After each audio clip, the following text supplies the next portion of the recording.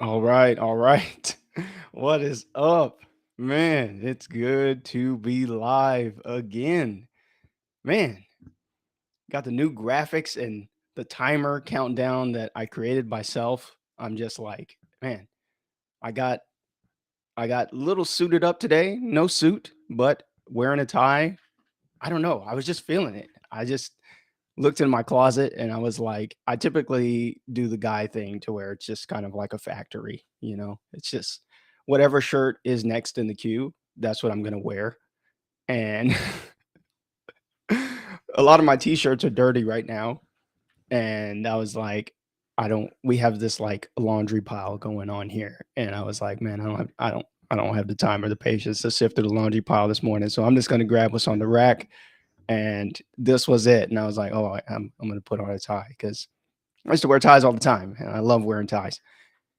My name is Keith Hayden, and welcome to my live stream. Another live stream of live sci-fi podcast. Listen, I started calling it that because I was like, it's really the I'm listening to the audio version of my audiobook series or of my novel, Cereus and Limnic. But I know a lot of people are like, what is Cereus and Limnic? They don't really know what the hell that is. So I was like, okay, it's a sci-fi podcast and I'm going to listen to it. And as the author of said podcast slash novel, I am in a very, very unique position to provide very compelling commentary on that thing that I wrote, created, produced, voice acted in. I'm kind of a one man show with a lot of different things, and I'm always getting my interest peaked into different, I don't know, skills, domains, genres. It doesn't really matter. And I'm trying to find a way to integrate all of those things into one cohesive unit. I'm always trying to get better at it. I like to think I'm pretty good at it, especially this live stream thing, y'all. Like this live stream thing is crazy. You got to host the show. You got to, be the producer and the director, like what's going to come up and what do we want to put on, things like that. You got to do a lot of different things. If you've ever live streamed, like seriously live stream, not just, press live and whatever, it's a lot of work back here. But I enjoy it. I like doing this. Last week I hit one of those points where I had done 3 live streams because I'm doing one for every chapter, and my wife came in and saw just like the volume of work that goes into this, because there's not just the live stream itself. There's the pre-process where, I'm making sure all the technical stuff is together, making sure all the things that I want to display are updated and good to go. And then of course there's the actual live stream like I'm doing right now. And then there's the post work to where, especially if you're doing a giant live stream, few people are going to commit to an hour and a half of live stream to watch it after the fact. They just don't have the time. So there's the process of going back through and cutting it up and making it into clips and then sharing said clips throughout the week. So it can be a process, y'all. But and she was like, my wife, I think she was just worried that I'm wasting my time doing this. And maybe I am. I don't know. That remains to be seen. But I enjoy doing this. I love speaking to people. I love going live. I love showcasing my work. And really, this type of thing is very unique when it comes to a book, because you don't really have people going into this much depth with books. Usually, authors, they write a book, and even if they're big name authors, they may do a book signing or something, or some type of event or some type of live reading, maybe one or two, maybe a tour if they're really big names, and then that's it. They just go back into the cave and start writing the next book. I'm not doing that, and I know it's definitely a risk because I got a lot of books in the barrel. I got a ton, um, but and they're not getting written right now because I'm doing this. But I don't know. There's something about this that feels appealing and allows me to bring, like I said, these different disciplines together. The sound design, the audio element. I love that. Bringing in the graphic design, doing my own stuff. I just like bringing in these elements. And if I just go back to writing another book, I don't get to do that. So this is more fun to me. Before we get started, into the chapter today, I want to let you know about what this thing is. What is this book experience that I'm talking about? And I'm getting pretty serious about this, because I believe that this this is the beginning of a new way to think about books, to think about how we consume stories and things like that. It's in evolution right now with a bunch of AI tools and things like that. But I really wanted to, highlight, and I'm so hardcore into this that I wrote an entire. I just wrote.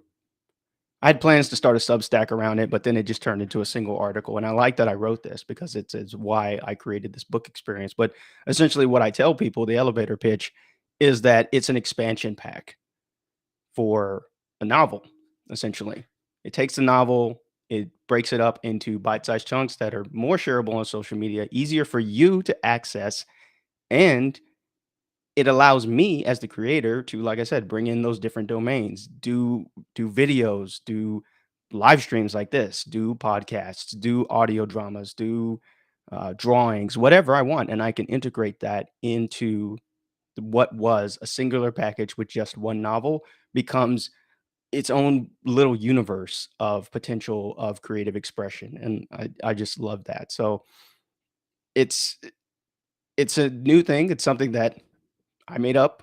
Like I did a couple of Google searches before I kind of decided, hey, this is what I'm gonna go with calling it, and it doesn't really exist except here with what you're seeing right now. So what if you are one of the few people that's watching this that's happened to catch this, or you randomly click, oh, who's this random black guy going live at this weird time of day? Well, I guess it's not a weird time of day. I purposely picked on a weird time of day. By the way, I live in Japan, so it's tomorrow for me if you're in the States, or if you're it's late night if you're in Europe. Sorry, it's tough for Europe, but yeah, I'm over here in Japan at 7:30 in the morning, a little after 7:30 right now. The next day on Wednesday, Tuesday. So I always got to do that kind of calculation in my head, like, and as a matter of fact, I messed up on the email. I said it was going to be 3 August, and it doesn't matter. It's always a point of confusion sometimes. But point is, this is what I'm talking about with book experience. So you can read this if you want. I'm gonna put this in the chat.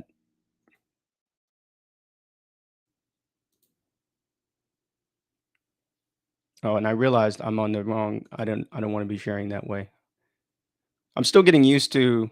I've been normally doing this stuff on Zoom because I knew Zoom very well, but I actually gave myself a crash course in this streaming platform. Hey, what's up, Rohit? Yeah, yeah, I do live in Japan. Yeah, it's definitely it can be tough to do stuff from here, but I love living over here. Um, 日本は大好きです. Love Japan. So I'll put that article in here. So that's basically the book experience. That's what I'm talking about here as far as what I'm doing. And just in the 2 months that I've launched this, it's been kind of incredible because let me tell you a quick story about the Cereus and Limnic. I launched the podcast back about a year ago, a little over a year ago, June of 21, and didn't really. I started out, and then I got to October. I put out like 20. The goal was to put out one episode per chapter of the novel. So I got to about 22 chapters, and I stopped. I stopped for two reasons mainly. I stopped because I didn't like the quality that I was putting into it. Like I had experimented with some sound design and it just didn't go well. And I got some very good feedback from a now friend, Steven. Shout out to Steven on uh, the collected crew. Got Rohit here representing from Collected. Love it, love it.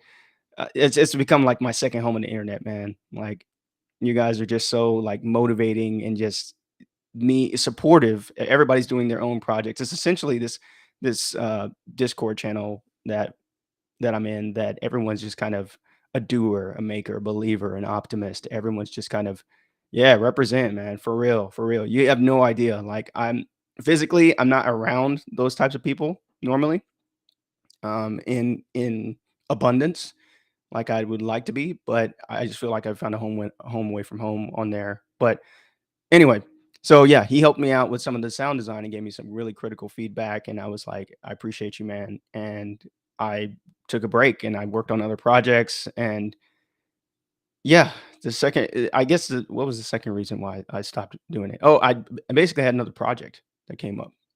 I went off to write a military biography, and it worked out very well. I'm so glad I had the opportunity to do that. But long story short, I stopped for a long time. But while I stopped, people kept listening. And I'll show you this kind of very interesting graph of the the growth of the podcast analytics. Like you can see here, I stopped here in October of 21. And this is me not working on the podcast at all. I'm writing another book right now. And we just had this growth. And it wasn't until June, 2 months ago, that I was like, okay, I should pick this up again because obviously some people like it a little bit, right? And yeah, the last month hit a record, a little over 1,100 downloads starting this book experience. The book experience, I started setting it up in late June, and then last month started picking up steam, really talking about it on social media, putting things out. Um, and yeah, the listener base has continued to grow. So it's pretty amazing. I don't know what I did. Maybe it's just kind of the homegrown nature of it because this is an entirely self-produced podcast. There is nobody else. It's just my wife and I. My wife helps out with some of the voice work, as you'll hear today in today's listen. But all of the sound design, all of the music composition, all of the voice acting, all of the directing, all the stuff, it's yours truly. All of the assets and the graphics, everything. I created everything. This logo that you see here, I made that. I made that up. It's from the story. And yeah, so I maybe that's it. Maybe it's the homegrown nature of it, and that it's an actually listenable podcast is decent. I'm not going to say it's like super top quality, just because I didn't have even this microphone. I was working with a very very starter microphone, so it's the rawest of raw audio in some. But I cleaned it up pretty good. It's not too bad. Point is, if this is something that sounds appealing to you, if you think this is pretty interesting, like, oh, book experience, I'm kind of curious to know more, then you can check out, let me get it for you, these this link to kind of check out what I'm offering. Because one of the things that's cool that I'm doing with this is one of my goals is to eventually create a what I call a community podcast. And what that essentially is, what I see it as, is a podcast for community members, for people who are not voice actors, people who just they like podcasts, they like stories, and they want to get their voice on one. Um, I would like to do that. I would like to create an avenue for that to happen. So that's where my Cereus Limnic FutureFlight comes in. Oh, this is so cool. I can actually show this. This is the landing page you're going to see if you go and check out the book experience. And if you're interested in joining, you will have a chance to, and I wanted to showcase this as well.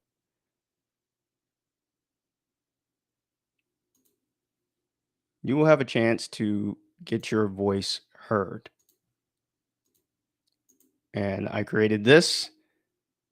This is a way to submit comments, voice samples, and questions to the podcast. So I've got it all embedded in here. It's pretty cool. You would just read this and then you would connect it to here. You can do it through SpeakPipe. SpeakPipe is a way that you can record voice samples and then you can upload it and then I can hear it. And if everything's all good and like what I'm hearing and you're into it, then you know, think about getting you on the podcast. How's that sound? It might just be reading a summary or something like that. But yeah, I want to make this an interactive experience. I want to make it fun. And there's a lot of other things that you can see if you go to that landing page. All right. Enough with the preambles. It's time to go to work. My wife's always like, why are they so long? Why your live stream so oh like she's like, did you rant? Did you ramble? I was like, maybe once or twice. I haven't rambled yet though. Like I might though. I might when I'll let you know if I start ranting or rambling. I might when when we actually get started. All right, let's get started. I'm gonna go to my website and let's get this listen going. So we're not here all afternoon or evening or whatever time it is where you're at. All right, so this is my website, and I'm going to let's go to chapter 4, shall we?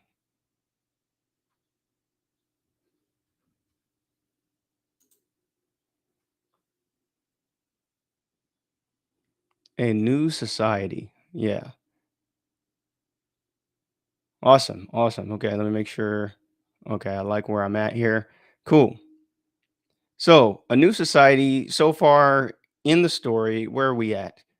We've got these two girls that are friends, Jinhua and Harpreet. We met Harpreet in the last chapter, and they're on their way to committee. And what I loved about this chapter, I reread it last night, and this was something that as a writer, I thought I wasn't very good at, but it turned out I was actually decent at. But of course, I had to refine it um, as I wrote more. But world building, it's not something that initially I was like, oh man, I'm an excellent world builder. I never read like Lord of the Rings or these classic. I did read Dune, and that was very good, but the ones where it's like world building is huge. It's a big part of the story. And it is just so in this story as well in Cereus Limnic because of how it takes place, where it takes place. Not really the setting, but the moment in time that it takes place. It's very important. So this is the chapter where we start to get a more of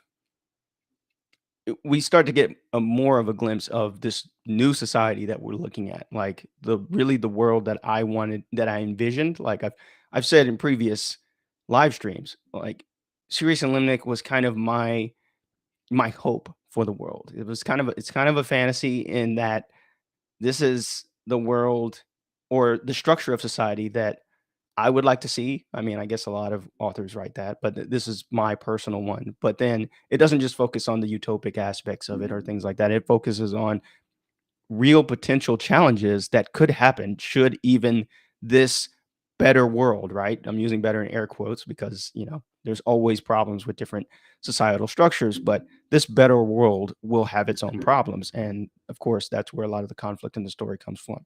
So man, I got to make sure. I had to stop sharing because I realized I was like, man, I've got to make sure that my sound's going to come out. I'm not going to get caught. I'm not going to get caught. All right.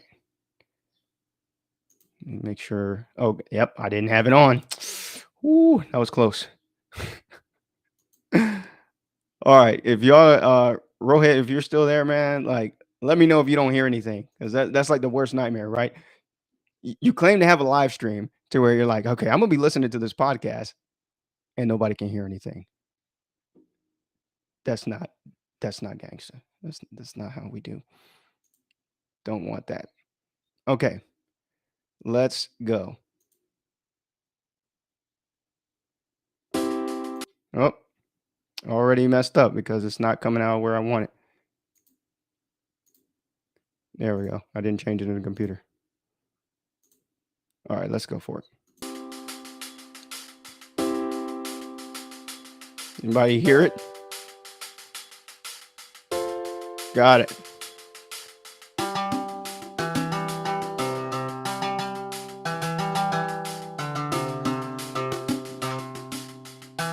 Awesome. Chapter 4 A New Society.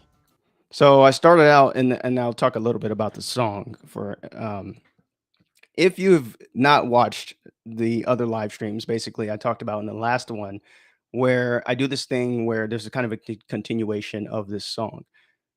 There's the version of the song to where it's like the beginning, it's the town. It's a very like RPG video game inspired design, right? To where as you continue throughout the level or the story, the song has its own progression.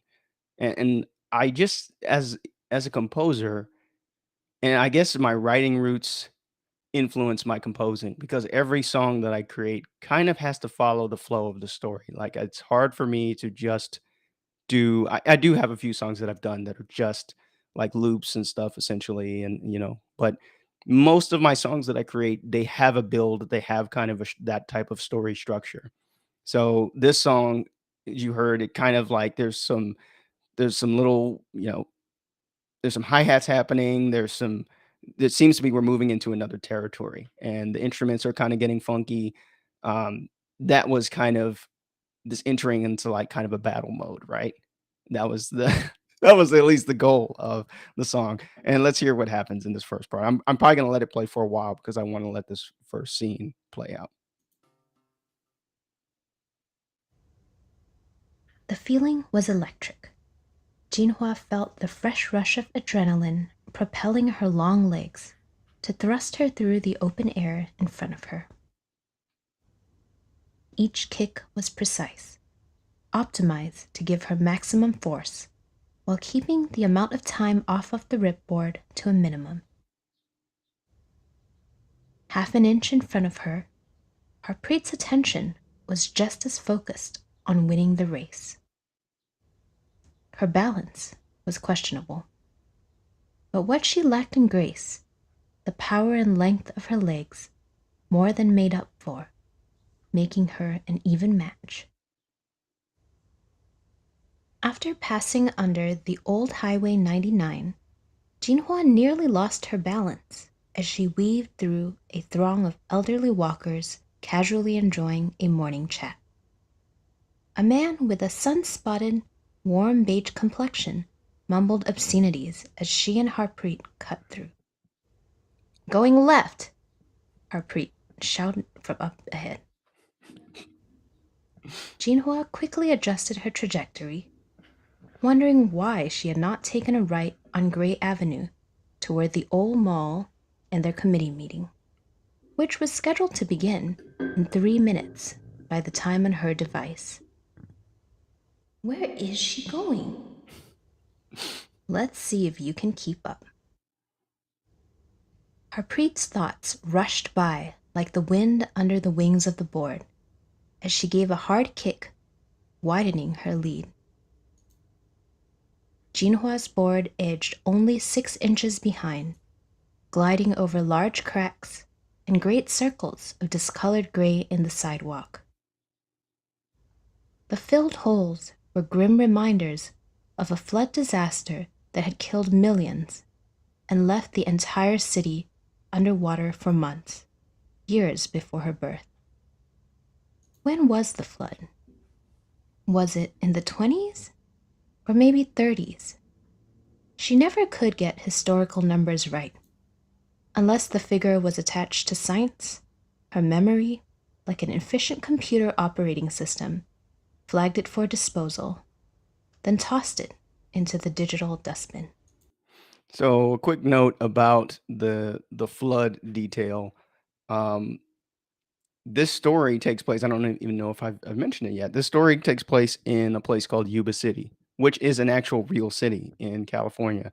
And in fact, it's a city that I used to live in. It's a very small town. Well, it's not very small, but it's it's smallish, right? Maybe like 60,000, 70,000 people.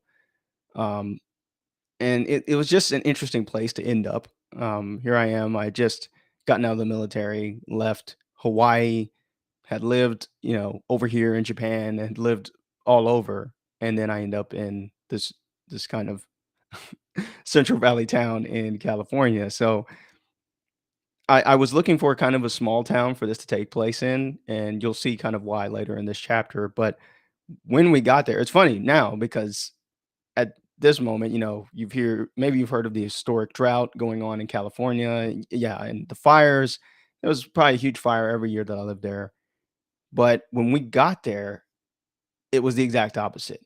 The place was flooded. Like it was it was crazy how bad. Like it was raining so much that they were afraid. There's another town called Oroville that's I don't know how many miles north of Yuba City, but there's a huge lake there, huge dam, and they were afraid this dam was going to burst because it had been raining so much.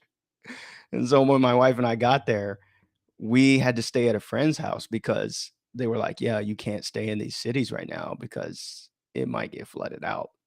Uh, so yeah, we stayed further south, but that's where this kind of detail came from of like the cracks in the side. I kind of imagine like, God forbid that actually happened, right? Like the flood happened and it wipes out part of the town. And of course they rebuild, but essentially this story takes place in the not too distant future in 2062. So that disaster conceivably happened in the reality of this story. Just as a side note. Let's continue. They had reached the intersection of Washington and Gray Avenue. Distracted by her thoughts, she gasped as Harpreet made a sudden U-turn, cutting across the width of the street, without pausing to look for oncoming people or cars. Safely on the opposite side, she resumed her kicking and gliding, throwing up tiny rocks every time her foot touched the concrete. "Got you, loser!" Harpreet yelled over her shoulder. "Damn you, Harpreet. I'm not gonna lose." Jinhua made a swift U-turn across the street to follow her. She looked right, becoming fixated on a large white pickup truck that was headed right for her. Panicked, she sped up, narrowly reaching the other side of the street before being struck by the honking vehicle.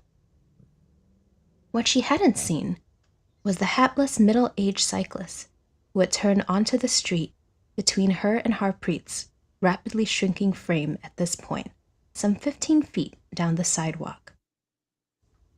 By a narrow margin, Jinhua avoided the man, who had stopped in the middle of the sidewalk with a dumbfounded look on his face. She attempted to shift her balance, but acted too late and plummeted onto the sidewalk, her roll dampened by dry grass under a small tree. Okay, so this whole race sequence, if you did not watch the last live stream, basically they're racing on these things on these devices that I came up with called ripboards. And I explained it in the last one, but I'll briefly go over it again here.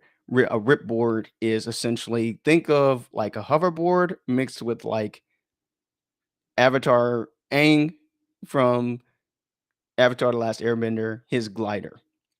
So essentially, these boards is like a pole, but then it has retractable wings, but they step on them, and then they have a device called a levser that allows them to create this magnetic force to where it floats just a little bit off the ground, and then they can race off of them. So it's kind of a toy, but it's basically like a hoverboard, right? And so I was definitely thinking of Back to the Future, where they have he has the hoverboard. Back to the Future 2. That's one of my favorite movies.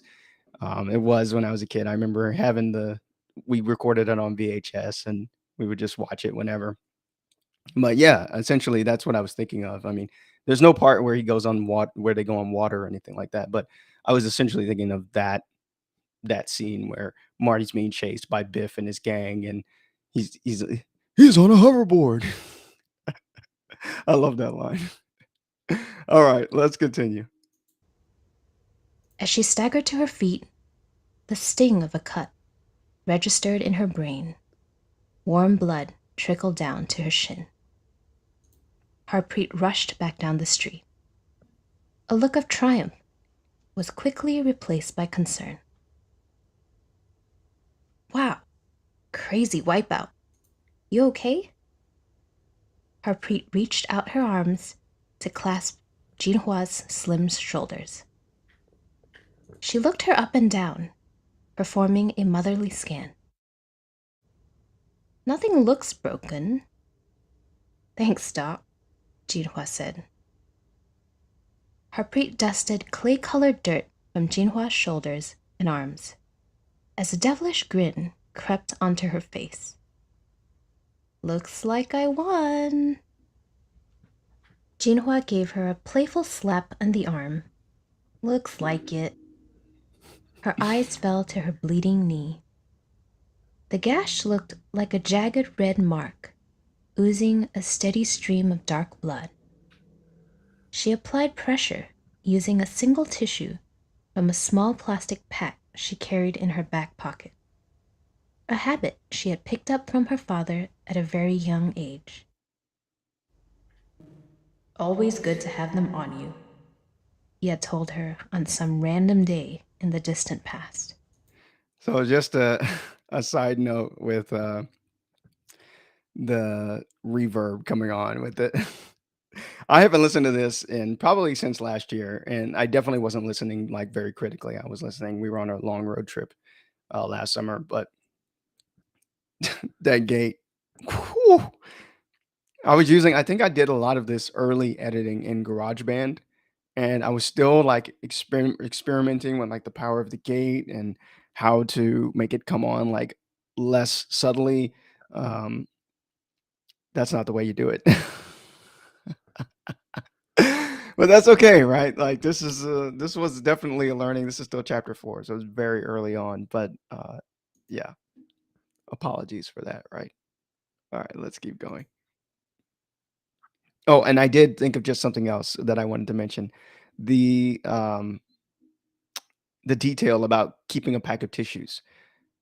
That was inspired by my time in Singapore.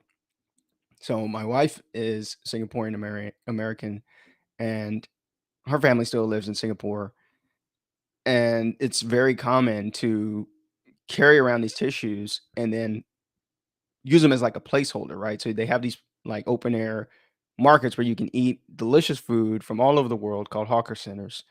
And you go to a hawker center and you've just got open tables. It's open seating. You sit wherever, then you can just go and get your stuff. Well, if you want to lay claim to a table, then it's very common to leave a pack of tissues because, like you use it for while you're eating or whatever.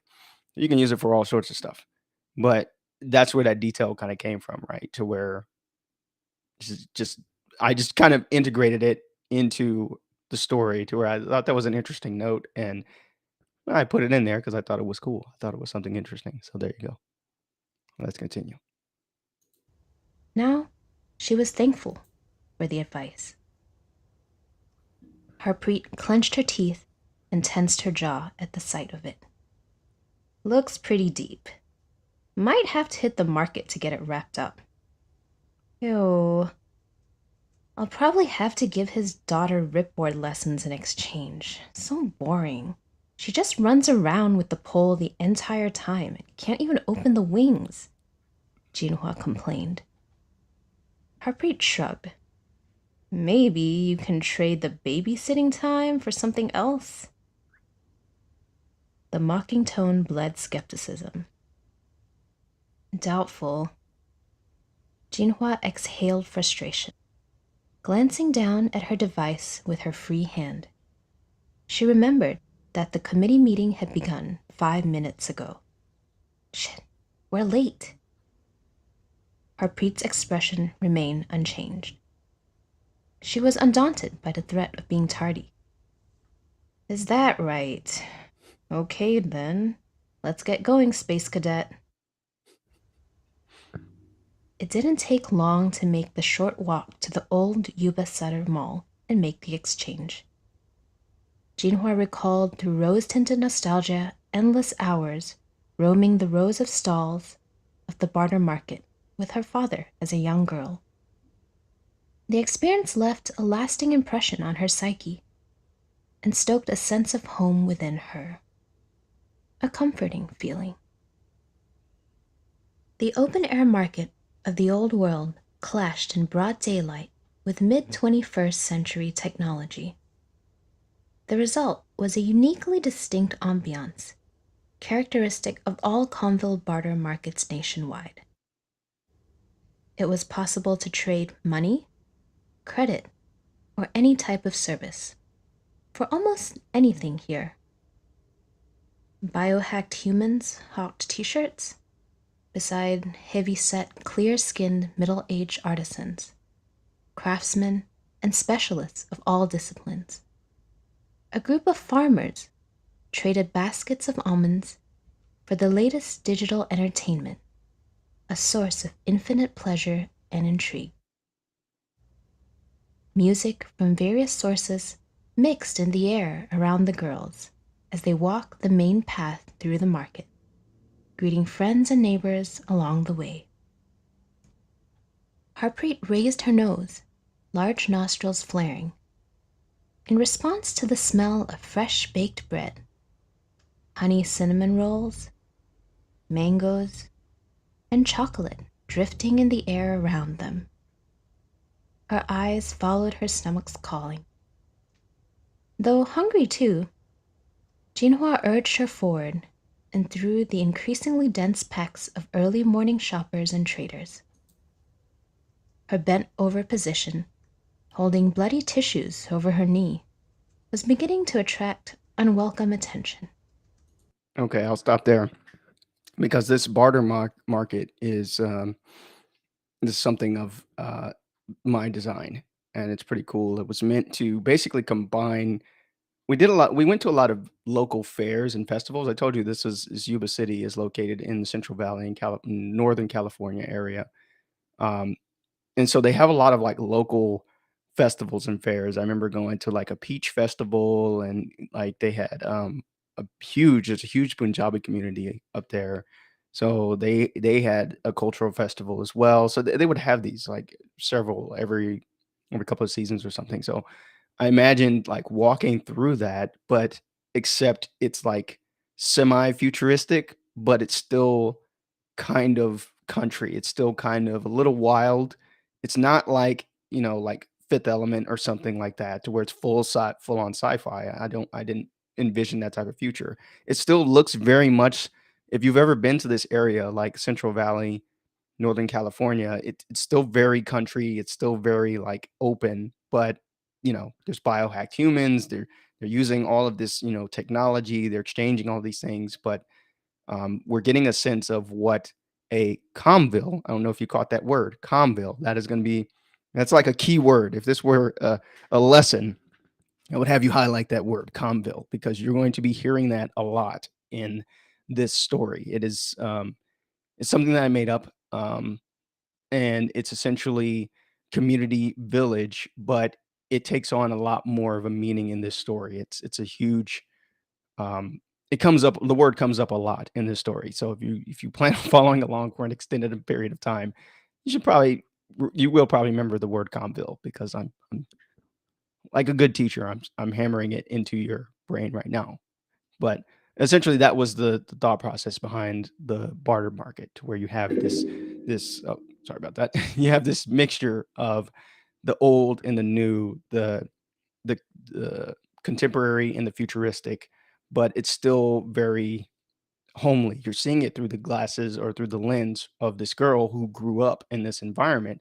So this is all she knows, and that's going to play a key factor later on in the story as well. Let's continue. The trip to the doctor's stall hadn't lasted long. He was an old man with a stubborn-looking face, but was caring at heart. His bushy white mustache contrasted with dark brown skin, but also made his teeth appear brighter than they were. Dr. Ross had been a longtime friend of Jinhua's father, Li, and always made time for his daughter's cuts and bruises. Harpreet stood by with the vigilance of a well-paid mercenary as the doctor sanitized and wrapped the afflicted knee. After services were rendered, he scanned her all-in-one life card. Though his daughter was at home sick, the scan digitally obligated Jinhua to provide ripboard lessons at some unknown date in the near future. She was thrilled to escape the lessons for the moment, but dreaded the day when she would have to make good on the debt. There was no getting out of it. The consequences for trade jumping, as it was colloquially known, worked on a tiered progression system.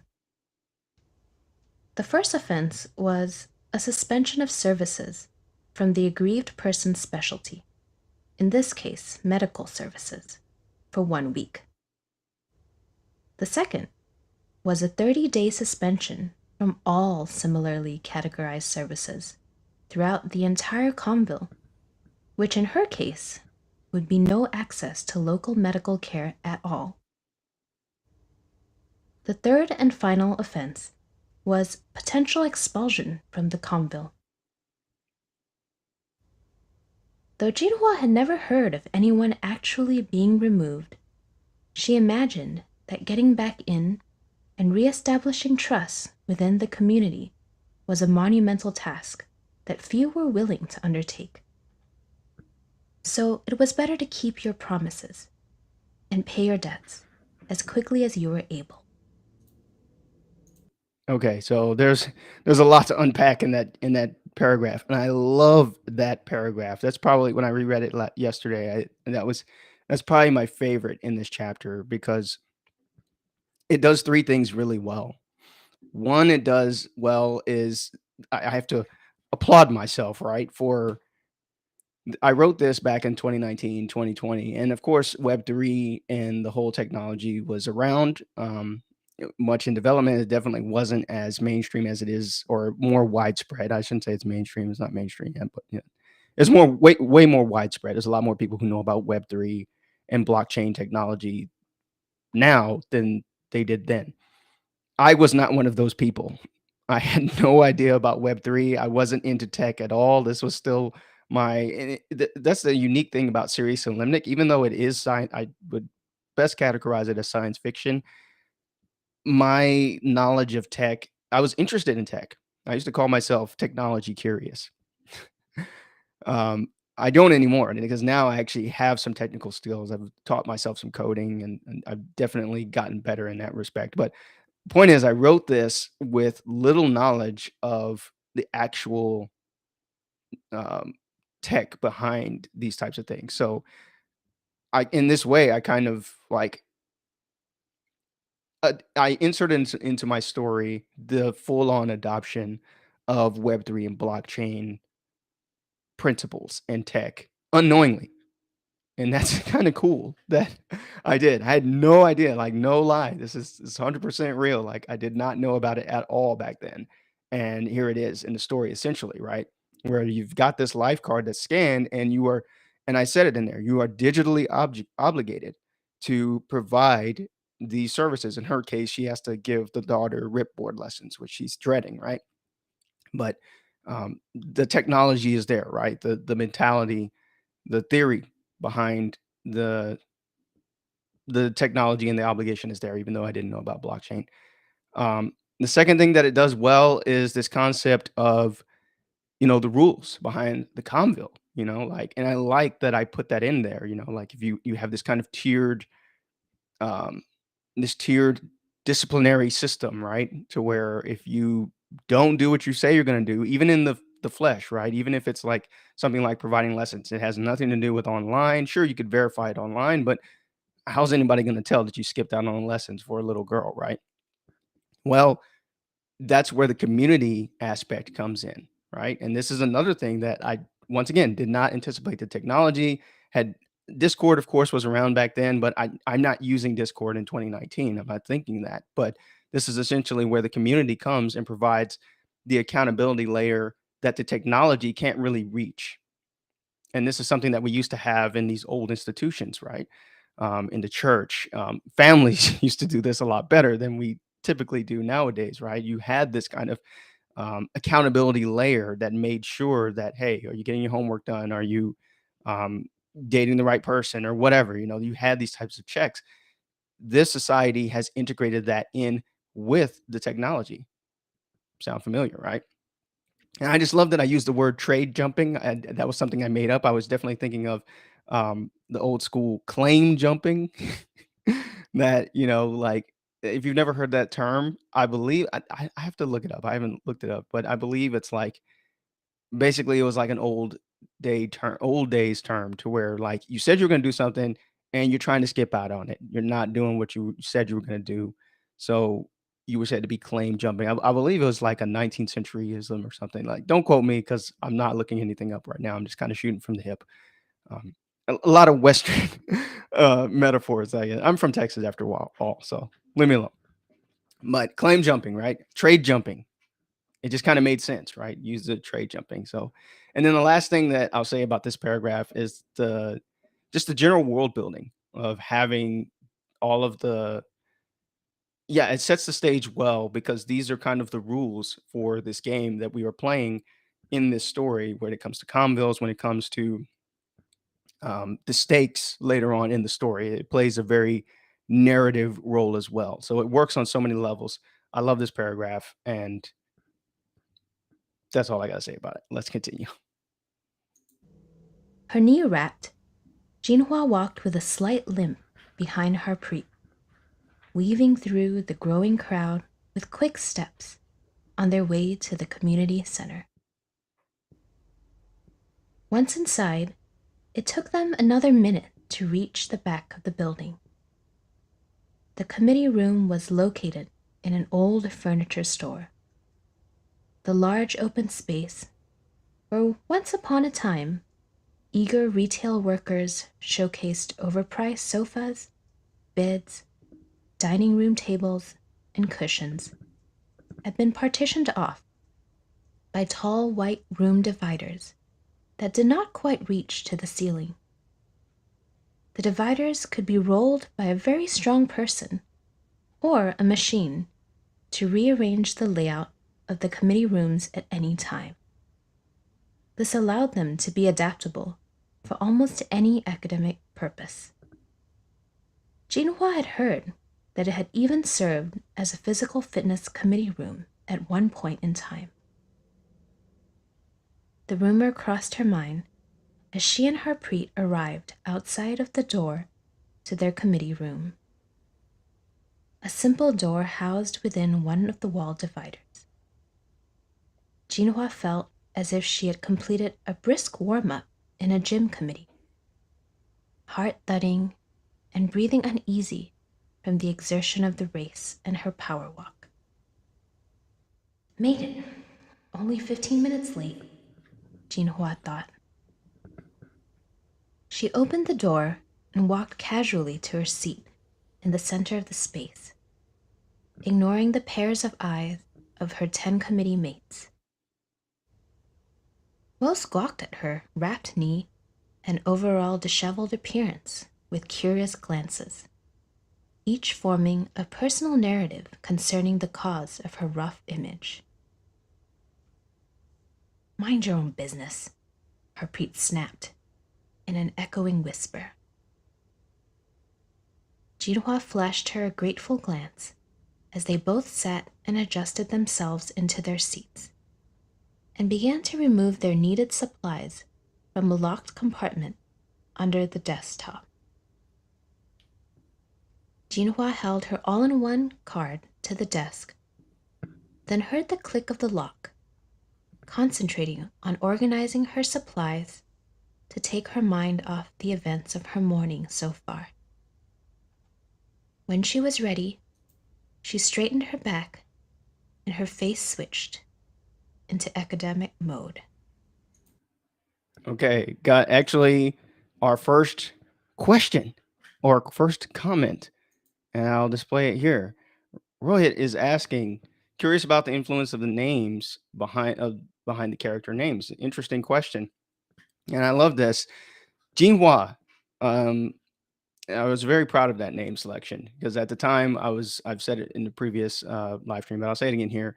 I was learning Mandarin Chinese at the time. I was teaching myself, and yeah, I just was learning a bunch of different characters, and Jinhua actually means I'm not saying it actually in the correct Mandarin way, and I forget what the correct Mandarin way is, so forgive me, but it actually means evolution, and that is going to play a huge role later on in the story. But yeah, I'll just stop it right there.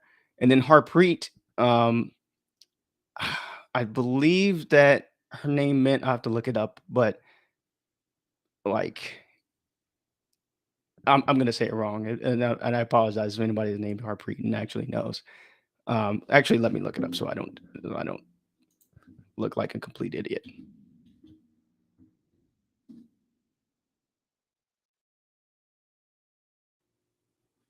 Name. It's of Punjabi origin, and this was meant to be a nod to the incredible Punjabi community that lives in Yuba City.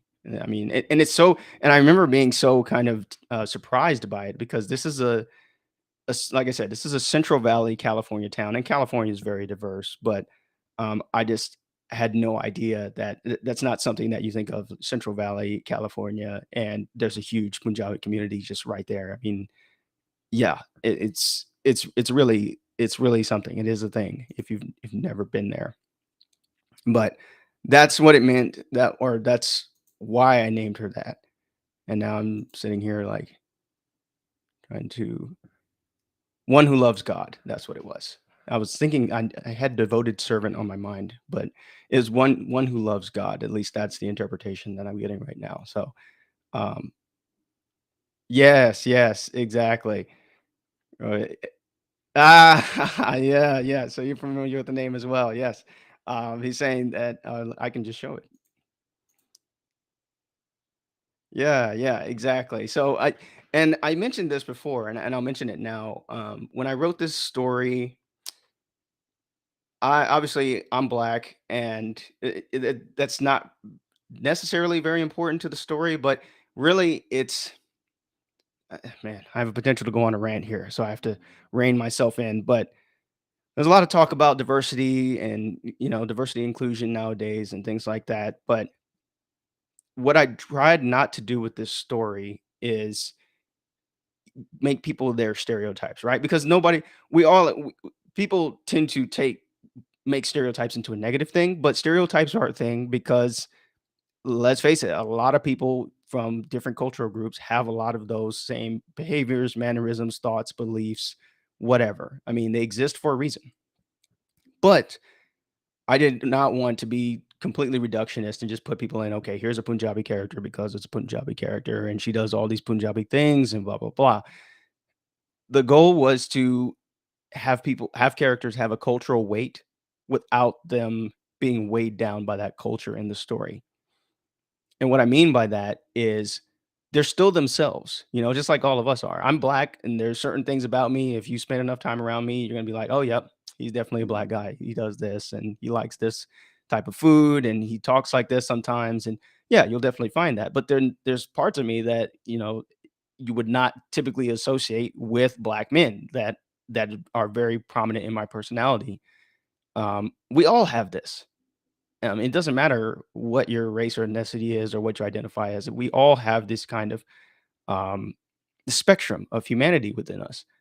And I tried my best with Cereus and Limnic to bring that to the characters to say, okay, yes, they're like Jinhua. She's obviously Chinese American, but she doesn't just do Chinese American things or talk like you would expect someone who's Chinese American to talk. Like she's a kid in the future and she talks like a kid in the future, like that's what I wanted, but the culture is still there. That's not to say it's not important, but I guess my point is I didn't want the emphasis to be on the ethnicity or the race or whatever or the culture, but I wanted it to be there because it also doesn't make sense to completely wipe it out, because some writers write like that too. They're so afraid of, and I talked about this in the last one, they're afraid of cultural appropriation or getting it wrong or misrepresenting a certain culture that they don't personally represent.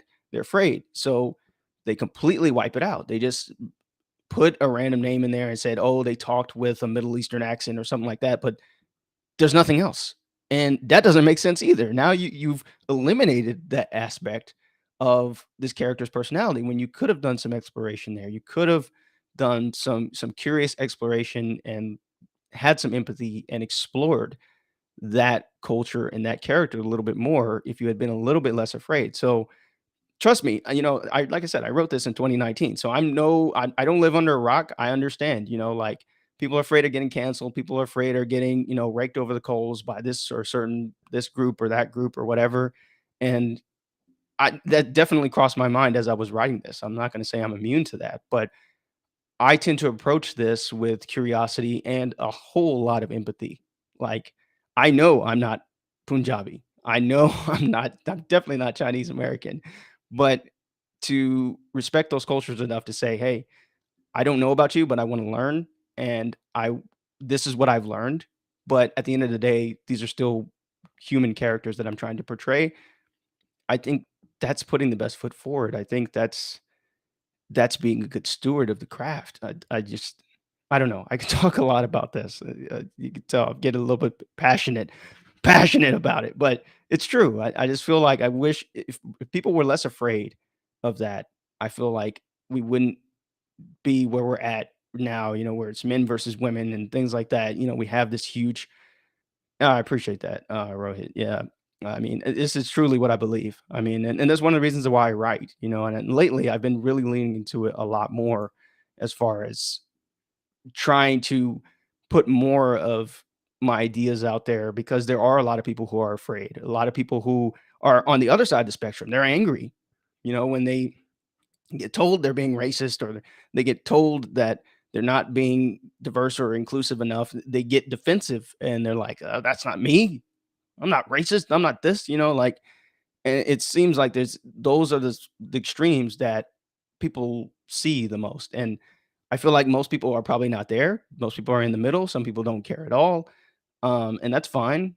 It's just this is what I feel like and my experience. I've traveled all over the world. I've met so many different people from different backgrounds and ethnicities. And I'm not saying we're all the same because we're definitely not, but I recognize that there are parts of people's personalities and cultures that they embrace, even here in Japan, everywhere, like some things about being Japanese, it's wholeheartedly embraced. Other things, it's kind of tough. It's complicated. It's the same with anybody's background. So I think the putting the humanity first, but then still having the cultural weight, as I call it, there and present and accounted for and represented in a healthy way is very important for me writing my characters. End rant.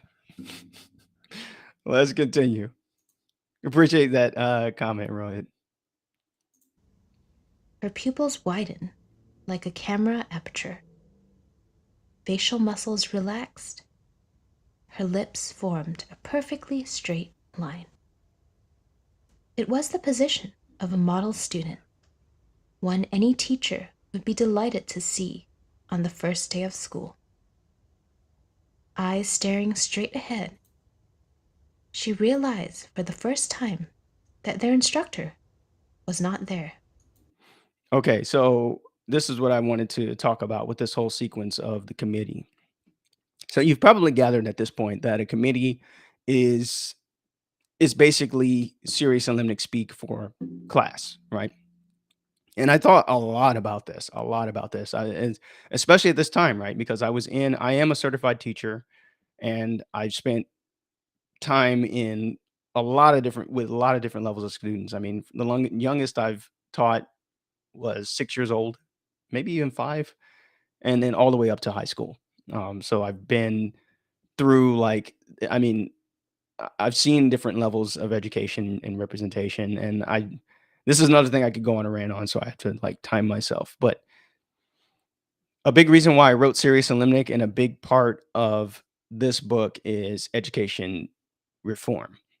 Um, and I remember going through my teacher certification at the time and encountering not just American teachers, people becoming teachers in America, but all over the world. And yeah, I'll just never forget just seeing people from different countries all around the world complaining about their education system. And I don't want to say complaining, that's the wrong word. More like observing critical deficiencies. How about that? Openly. I like that. I like putting it that way. Observing critical deficiencies and just saying this is how it's busted, and everybody knows it. This is how it's busted. The teachers know it. The staff knows it. The students know it. The parents know it. The community knows it. And schools in America are obviously no exception. We definitely have our challenges over in America. You know, all the school shootings and all this stuff.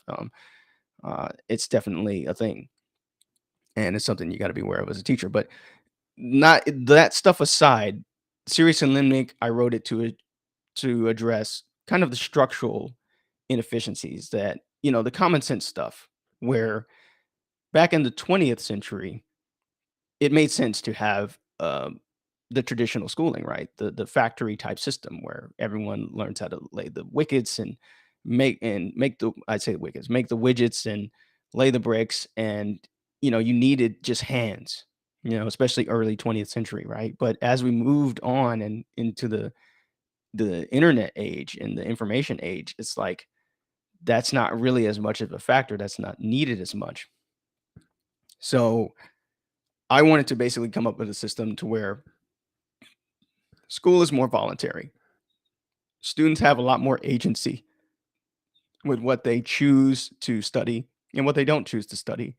They still are highly encouraged to study, and they should study, but it's not as top down as it is now. I definitely think that is a mistake. Maybe you were one of those kids who got force fed school as a as a kid.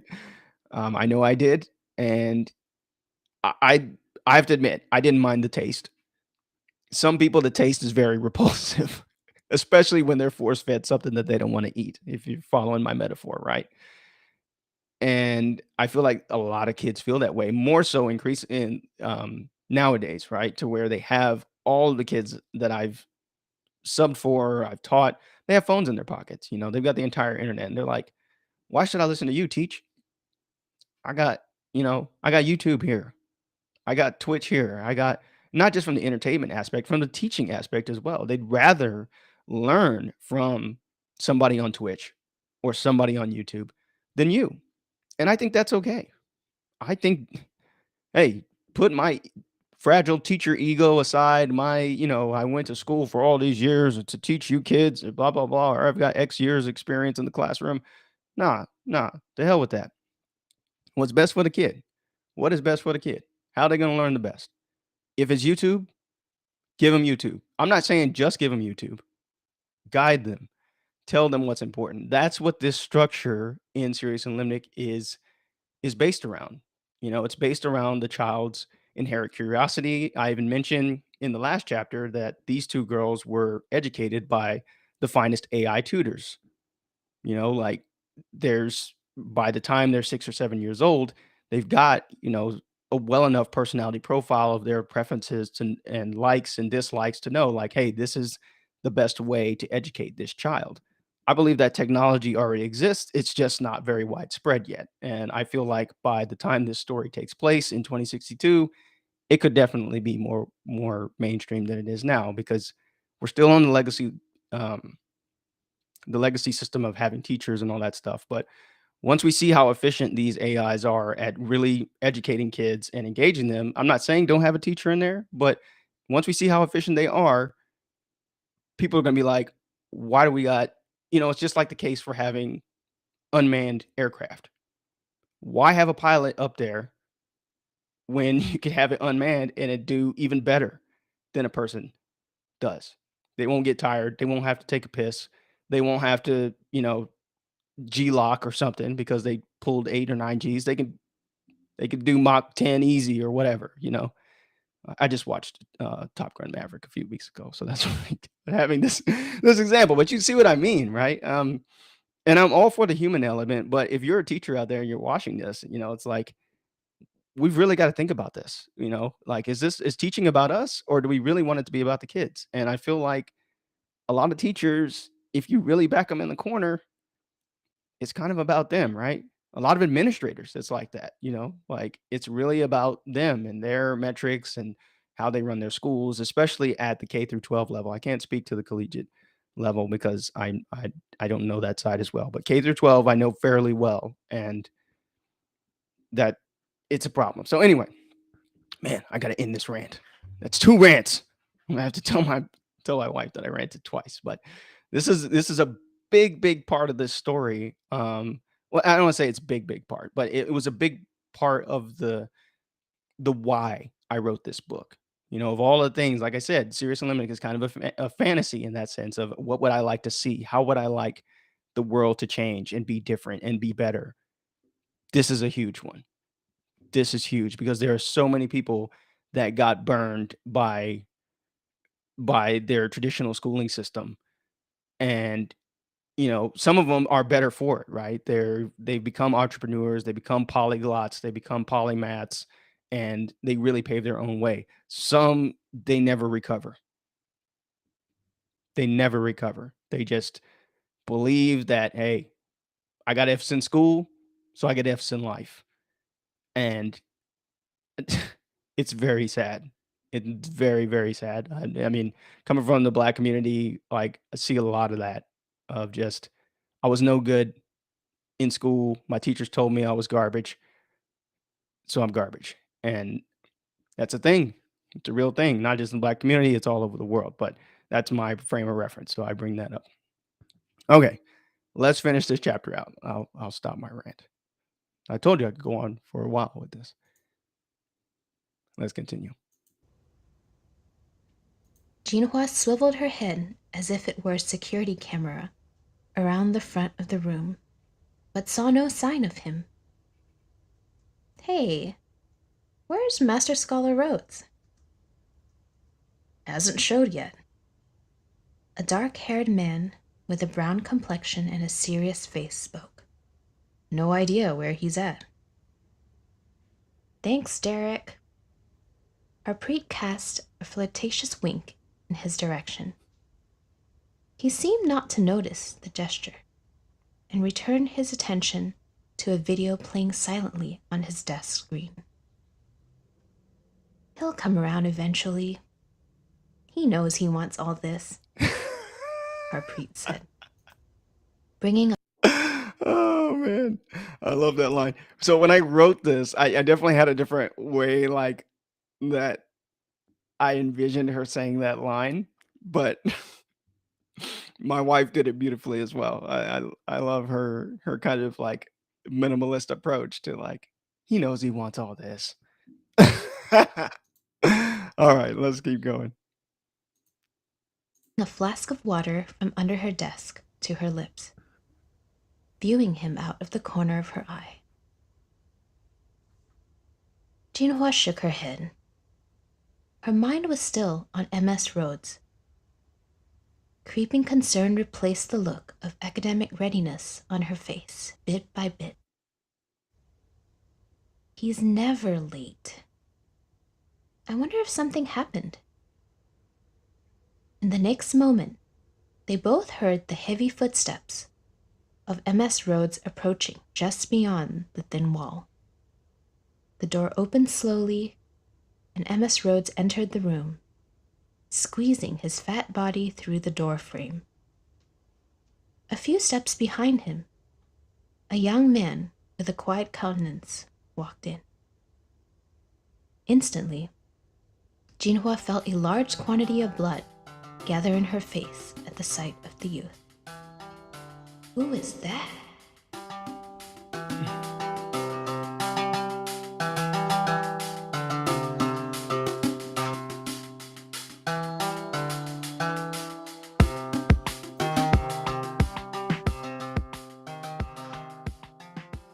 Okay, and then we go out that way. Nice, nice. All right.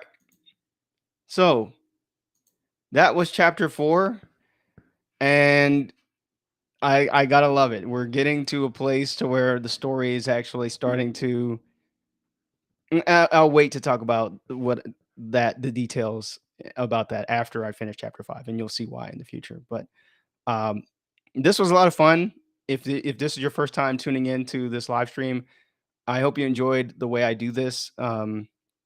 This is completely unscripted. This is just me kind of talking through my headspace as far as where I was at. And obviously, you know, like certain issues come up, and you I love that as an author to where you have that freedom to explore these different aspects of your own personality, of your own thinking. And it's also amazing to see like where I'm at now as opposed to where I was at when I originally wrote this, which was definitely a different place. I definitely know a lot more now. I'm way more. I wrote Cereus Limnic more of like in a vacuum, like in the classic sense when people say I'm going to write a book, right? They typically disappear and they go and write their book, and then you see them a year or two later or whatever, and then okay, now the book's ready. And I follow a guy on Twitter. His name's Nicholas Cole, and he's always basically trying to subvert that model, right? Of don't be a cabin in the woods. You're not Ernest Hemingway. This isn't the 20th century where you go and live in a cabin in the woods and have your typewriter and smoke your pipe and write the epic American novel. I mean, that doesn't it works, people still do it, but what works better now is writing online where people are at, and that's probably one of his main teaching points through all of his work. And I've learned a hell of a lot from him by reading his material and just kind of following him on Twitter this year because I've seen that. I've seen my own work and presence grow and me grow as a writer because I'm just writing more, and because I'm publishing, I'm putting more stuff out there. I'm tweeting, I'm writing posts on LinkedIn, I'm journaling, I'm doing all of these things. I'm always writing every day. And so, bottom line is, I've gotten a lot better than what I was back then. And I hope to keep growing, so that my next stories are that much more impactful for you, for everybody who wants to read. So, got another question from Rohit. Will you be going through all the chapters of the story with commentary in this way? The answer is the plan is right now an emphatic yes. Keep in mind that this book is 66 chapters and an epilogue long. So we're going to be here a while. The goal is this is like, because I like doing these things, this is kind of like an incentive. So I have to I'm making myself put out one new podcast episode because in the podcast production, I'm already at like I put out chapter 25 last week. So chapter 25 is out. So obviously I'm going to start working on chapter 26, but every time I put out a new chapter, then I can do a live stream. So that's kind of that's my incentive to get the chapters done, is to be able to do this because that's the plan. Rohit, bottom line, yes, is to continue doing this because I think it's fun. And I don't know. Did you enjoy it? I don't know. Let me know if you thought it was any good. This is the first time I've had somebody like actively on and I think you and somebody else was watching. I'm sure there's other people watching. I'm not keeping track on all the other platforms, but um yeah, this is the first time I've had somebody like interacting with me, and this is what I want. This is what I want. Exactly. I want commentary. I want people's thoughts, and yes, awesome. All right, got a believer. I knew it would happen. Yes. Um, yeah, because I feel like it's it's it's uncommon to see somebody going at this. I remember I saw one person. Sure, yes, definitely. I will give you the link to the podcast. I'll give you my link. I'll give it to you right now. For sure.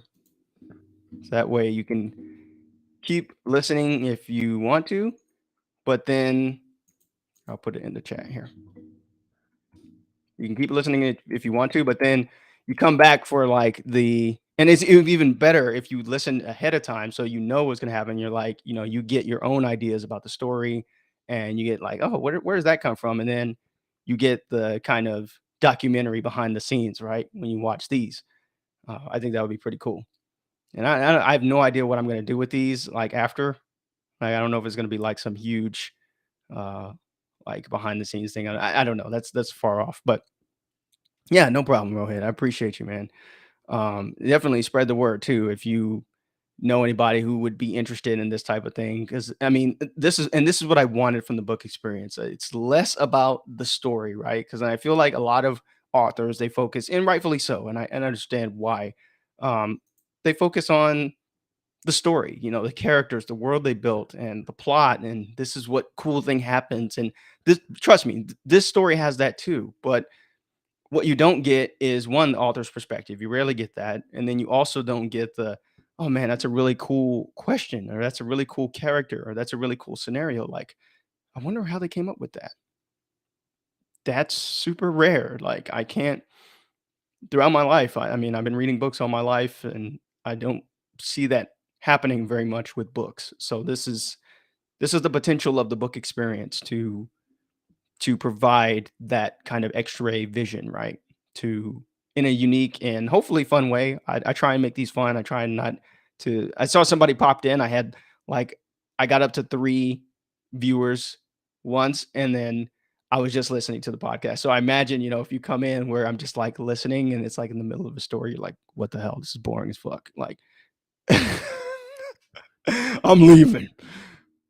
But hey, you gotta start somewhere, and I feel like this was a great step in the right direction. I'm gonna put this caption up. If you are interested, I am really looking for people who are interested in, trying it out, getting their voice on the podcast. I think, and this is more not just for this podcast, but I have plans for future podcasts too. I have plans for future stories. I have a huge one that it's gonna be it's going to be based here in Japan. Like, it's going to be awesome. It's going to be a continuation in the Cereus Limnic universe. Oh, man, I just can't wait to get started. Every time I think about it, I want to get started, but I remind myself, Q, you got to finish this first. Like, finish finish your main plate before you go on to dessert. Like to the next one, right? But you can visit keithhayden.net. That's where my website. You can find I've been updating all of my newest, latest projects. I'm always putting stuff up there. Um, I did want to plug this one last thing before I end this podcast or in this live stream. There's my website. And that's for this thing that I made the other day. And I don't know why I spent a couple of hours on it, but I called it a skill sheet. And it's essentially just me basically gamifying my skills that I'm trying to get better at or I want to get better at in a certain way. And it goes like this. Of course, you can't see that because I've got to share screen. But what's cool about this is that it gives a visual representation of all my skills. So I made this really nerdy leveling system, basically, and it's based off of this guy on Twitter. I don't want to blow up his name, but Visa, he's got this book called Introspect, and he has this philosophy of do 100 things. And he is basically, long story short, if you do something 100 times, there's no way you're not going to get better at it. There's no way you're not going to be a different person after you do it, no matter what it is.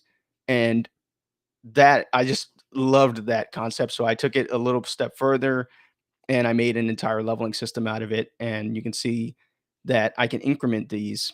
So I should increment this right now because I've just done another live stream. So that's another level. And so I've done this with several other different skills that I'd like to get better at or do more of. And yeah, reading books, learning Japanese, writing. Of course, I told you I'm writing all the time. Music. So this is just a way that I'm tracking my skills. So how cool is that? It's like you can see the visual, seeing the bars growing. It's just like it's just such a nice feeling. I don't know. It's hard to describe. Like, and I was happy about this one with the speech writing because I'm writing a speech for I'm in Toastmasters, so I'm writing a speech for tomorrow that I'm going to give, and I'm learning some comedy. So I've been writing some jokes, and I just leveled up in this today. Go me, leveled up, wrote 11 jokes, and yeah, just growing and growing. So anyway, I just wanted to share that. I thought it was a very interesting and cool type of thing. So that's it. That's gonna do it for this live stream. I'm gonna let you go. What are we at? Oh, about an hour and a half. Okay, that's not too bad. That's about average. Thank you for joining me. I really appreciate you, Rohit, especially for joining me from the collected the collected crew. Really means a lot. That I just love how people just so supportive of different people's projects and progress in there. It's just awesome. So it's awesome to see you here. Um, and shout out to the other person who was lurking the entire time on Twitch. There's always somebody on there. It's probably one of my friends, but Twitch is probably my least tracked social network. So Yeah, for sure, Rohit. Thanks a lot, man. And that's going to do it for this stream. I will see you in the next one. You guys take care.